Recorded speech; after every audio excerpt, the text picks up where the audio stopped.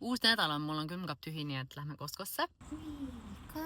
Tänane päev on nii pikaks veninud, sest et on käidud nii massaažis kui New Yorgis sees ja praegu on tegelikult õhtusöögi aeg, mis tähendab seda, et ma võin natukene impulsiivseid oste teha. Tegelikult mul oli just uut käekotti vaja, nii et see on nagu worth it, ma arvan, ilus kott oli. Põhimõtteliselt ma vaatan, et ma ostan ikka päris palju saia, nagu ise saia ei söö ja kodus on saia palju, aga mul on 2 väikest last, nii et head vabandused, eks ole. Need valmis tehtud salatipakid on nii nagu clutch, sest et ma mõtlesin, et õhtusöögis just, et mis ma teen ja siis Maiki ütles, et aga osta steiki, ostan siis steiki, nii et teeme steigisalateid ja need egg bites'id, ma ütlen, et nad on täiesti Starbucksi tuub. Hea kiire, täpselt nagu ka see teriyaki kana, mida ma tegelikult proovinud veel ei ole, aga ma olen kuulnud, et see on hea, nii et üks selle nädala õhtusöök tuleb see, sest see nädal tuleb julmalt kiire. Homsest alustan juba iganädalast kontoritööd, mis on kõige praeguse töö ja laste eest hoolitsemise otsas, et ma olen nagu kodune ema pluss töötan kodust, pluss töötan kontoris. Ma ei tea, kuidas see nagu välja hakkab nägema,